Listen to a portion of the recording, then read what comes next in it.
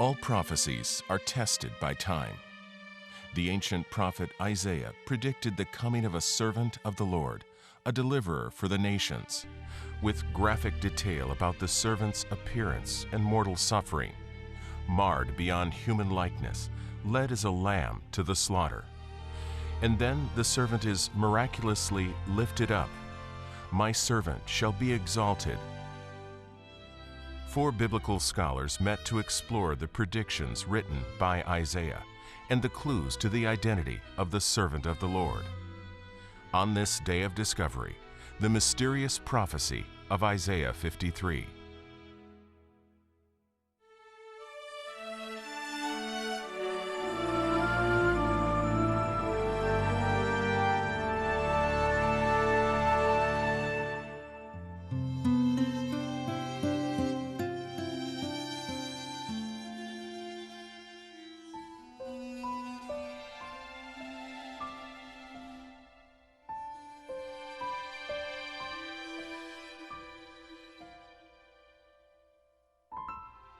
This is Israel, the land of the Bible.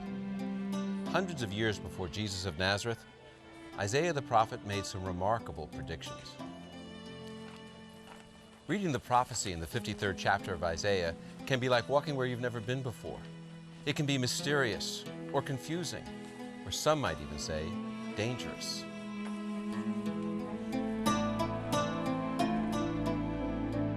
For what had not been told them, they shall see, and what they had not heard, they shall consider. Others say this chapter can change your life.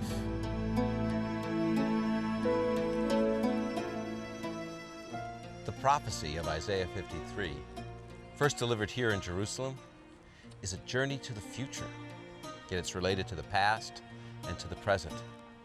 What it reveals is the essence of the story of the Bible.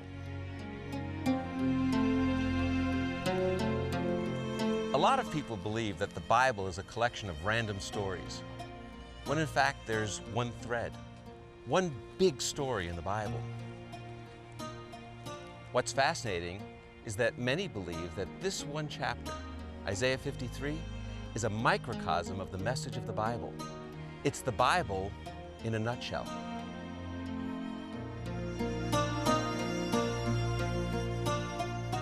Recently, I met with 3 men to discuss how Isaiah 53 fits with the big story of the Bible. Dr. Walter Kaiser is a distinguished professor and Old Testament scholar. Dr. Michael Brown, a Hebrew scholar and host of a nationally syndicated radio talk show. And Dr. Darrell Bock is a research professor of New Testament at Dallas Theological Seminary and an accomplished author. Okay, so we're talking about Isaiah 53 today. But before we even approach the question of Isaiah 53, I think it's important that we understand what's the big story of the Bible? What's the basic plan of the Bible, the main idea of the Bible? Is there a story that we can find as we read through the Scriptures? The story is there's a design, and the design is the way God made us to be connected to Him and to relate to Him in a healthy way. That healthy relationship has been damaged, and so how do we get reconnected back to God?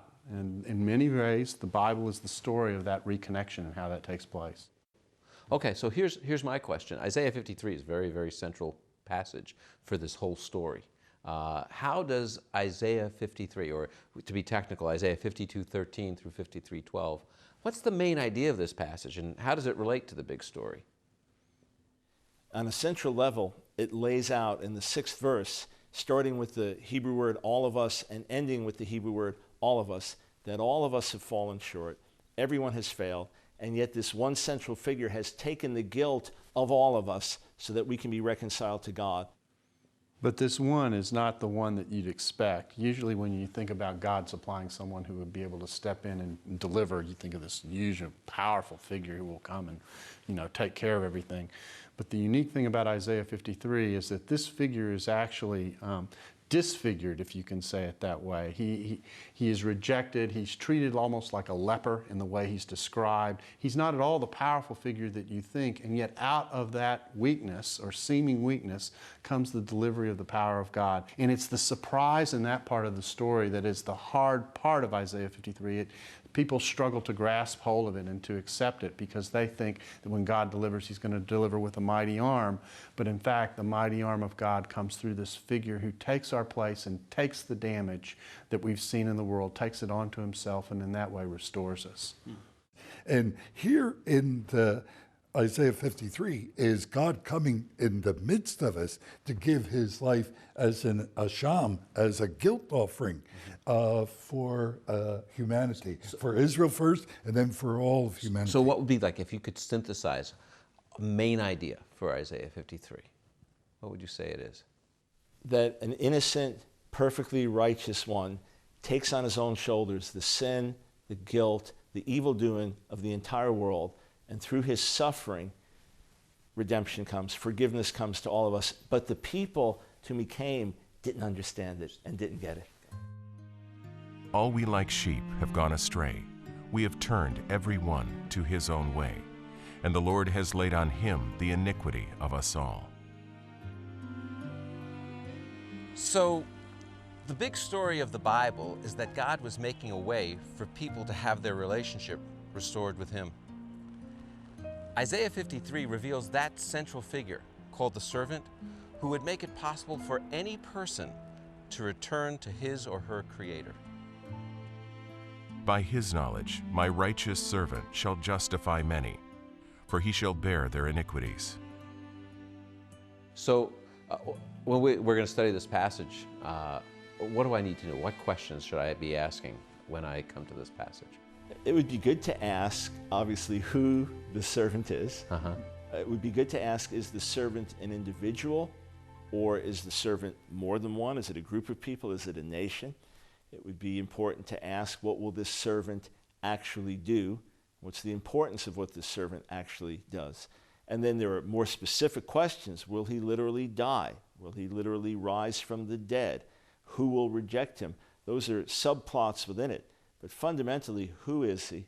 What will he do? Is it an individual, a group, or a nation? And why is all this sacrificial language associated with the practices of Judaism wrapped up with the description of this figure?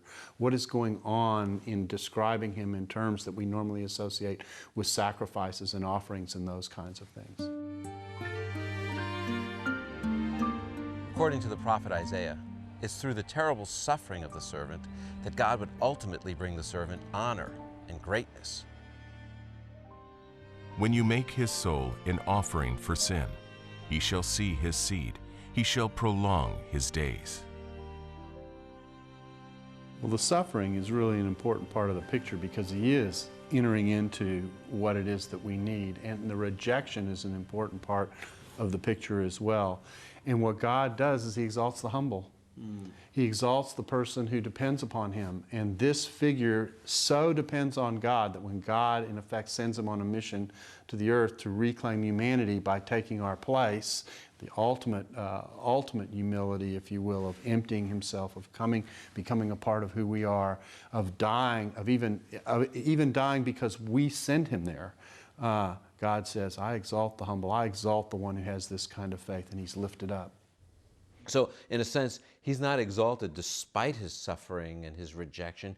He is exalted precisely because of it. It's almost like if you bounce a ball from a high height, the lower it goes, the higher it's going to bounce back up. So in 52:13, the text says that he'll be highly exalted, using language that elsewhere in Isaiah is only used about the Lord. Like in Isaiah 6, that he's the high and exalted one, or Isaiah 57, he's the high and exalted one. Here it says he'll be highly exalted. There's even an ancient Jewish tradition that says more exalted than Abraham or Moses or even the angels.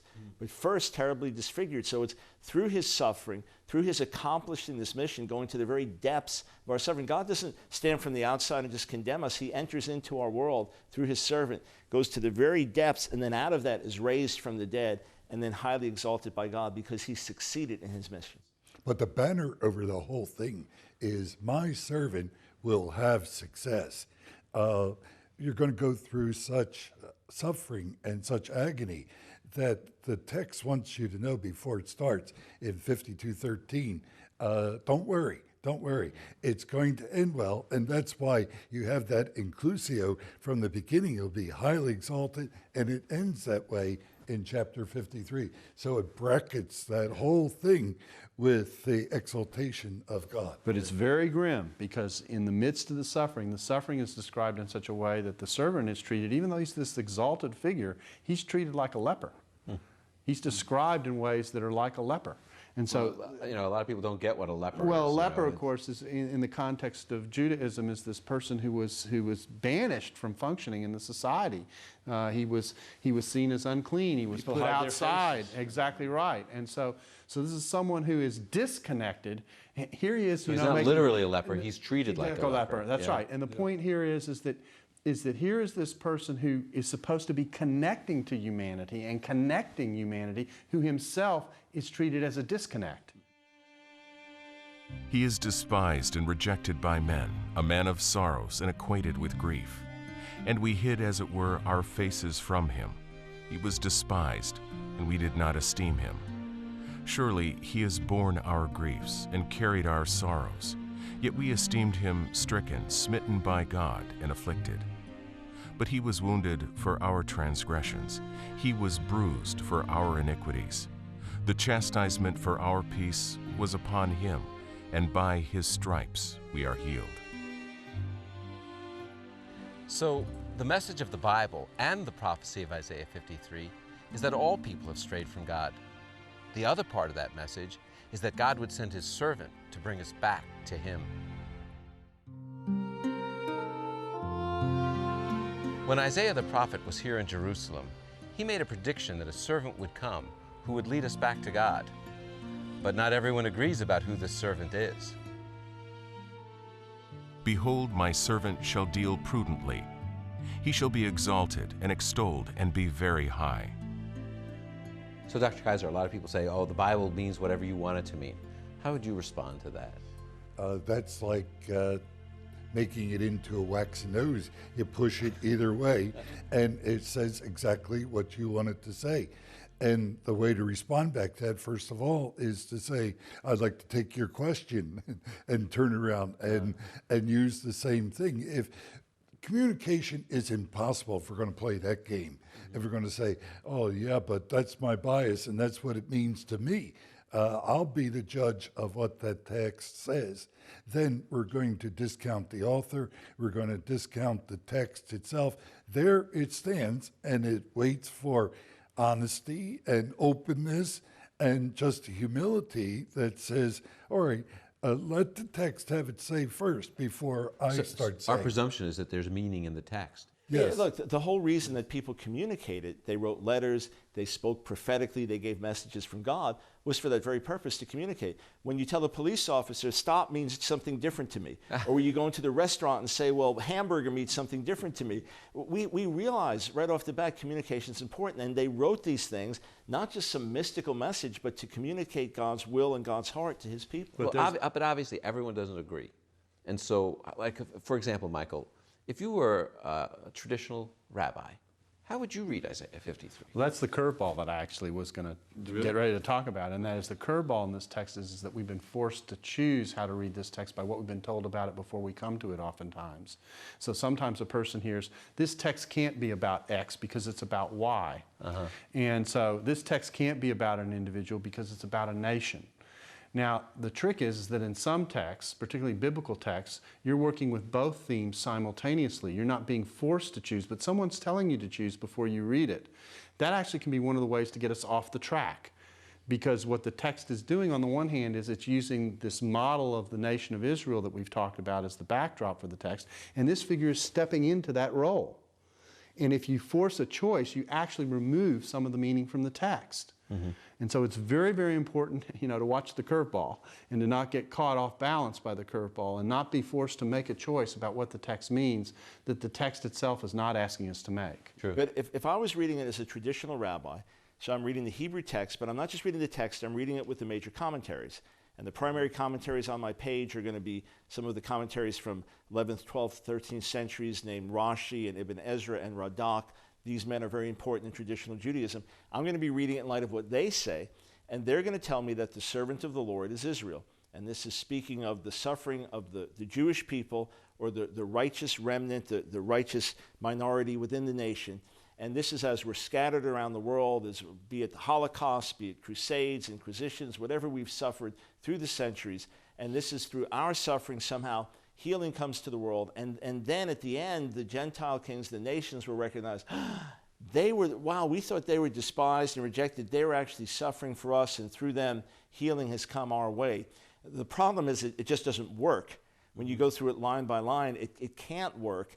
And you even see some of the interpretations get a little forced as the rabbis are trying to make it work, especially how healing has come to those that smote the Jewish people. Germany was not healed by the horrors of the Holocaust. When the Assyrians and the Babylonians over 2,500 years ago destroyed our people, they weren't healed by that. So the text doesn't work on many levels, but a traditional rabbi would come at it and say, hey, the servant is Israel, elsewhere in Isaiah, that's us. And projecting from his own life, we've suffered, we've been scattered, we've been rejected. What I say is, yeah, it's a Jew among us.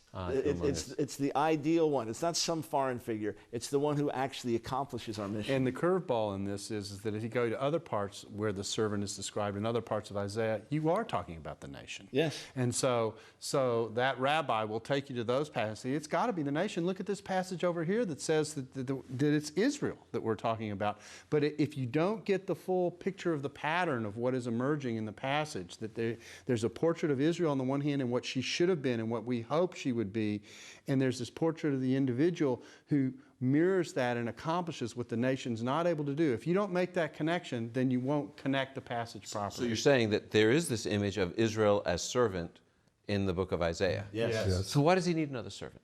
It's not another servant. It's the one who does it. When you have an Israeli athlete wins a gold medal, Israel won a gold medal. I see. So this one servant fulfills the mission of the nation, because elsewhere Isaiah tells us the servant is deaf and dumb and blind and belligerent. So the nation has failed. The nation has failed. So there's one of the nation. One of our boys does it. Yep. Does the context help us understand what Isaiah is talking about? Oh, absolutely. On the one hand, the immediate context in the 52nd chapter, it's another Exodus. It's another coming out like they came out of Egypt. So the Jewish people coming out of the exile in Babylon, this is a terrible time. We're out of our land, now we're being regathered. It's against that backdrop that many of the wonderful promises, the wonderful prophecies are given, how God will bring the Redeemer and how God will bring our people back to him. So that's the backdrop. The coming out of exile. Now there's a greater exile that we'll be delivered from.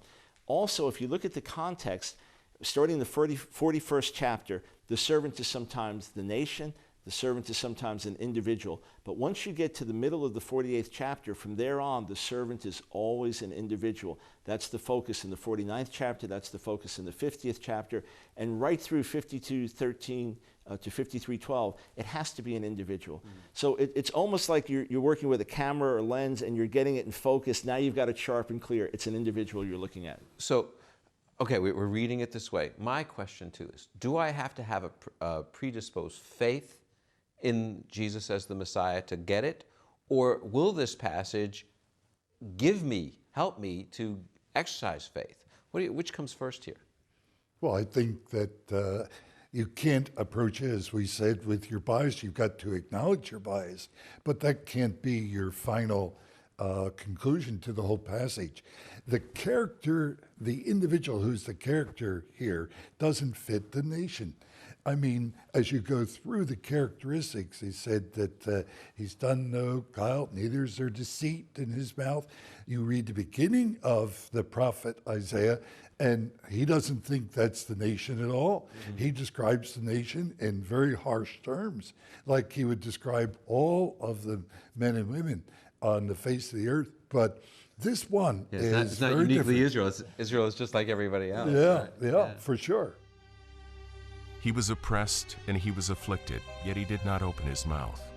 Like a lamb that is led to the slaughter, and like a sheep that is silent before its shearers, so he did not open his mouth. By oppression and judgment he was taken away. And as for his generation, who considered that he was cut off out of the land of the living for the transgression of my people, to whom the stroke was due.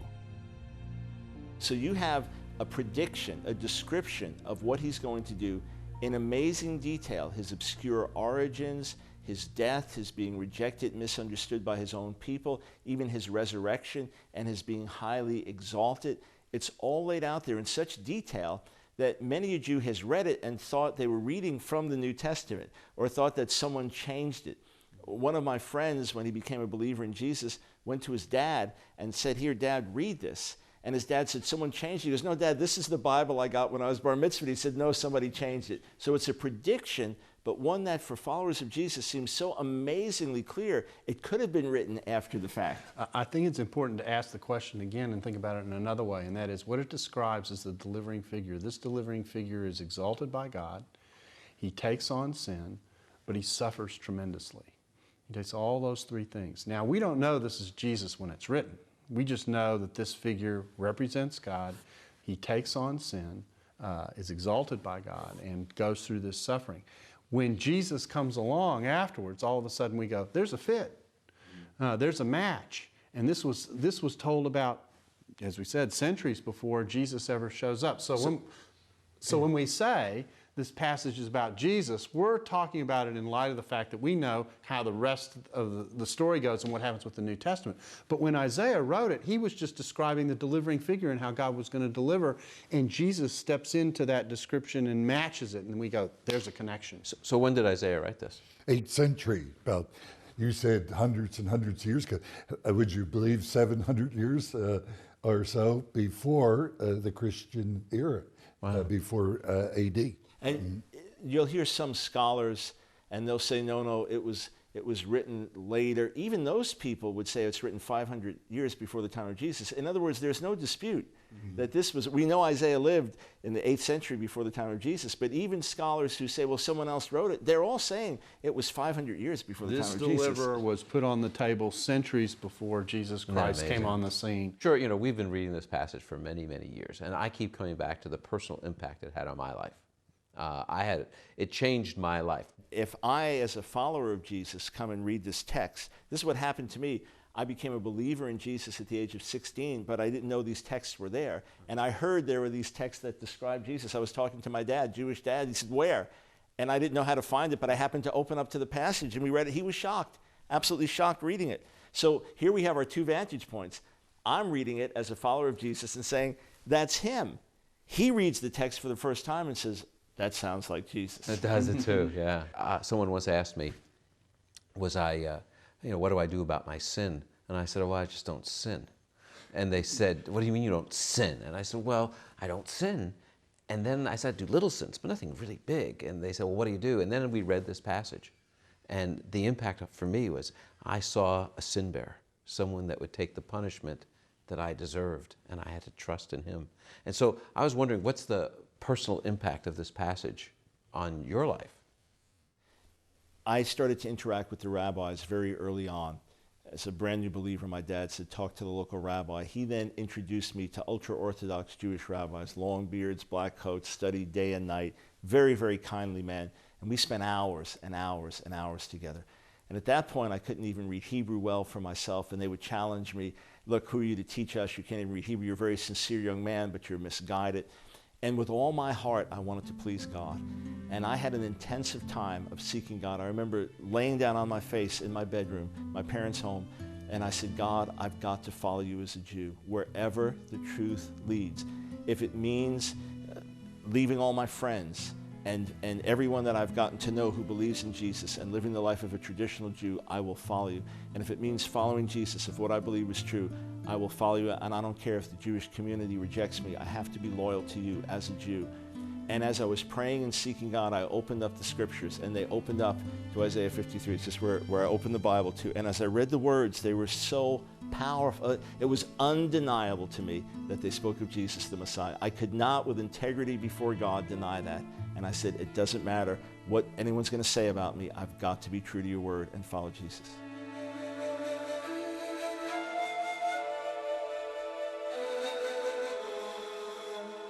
Here in the city of Jerusalem, The prophet Isaiah asked a timeless question about the coming of the servant, a question that still needs to be answered today. He asks, "Who has believed our report?"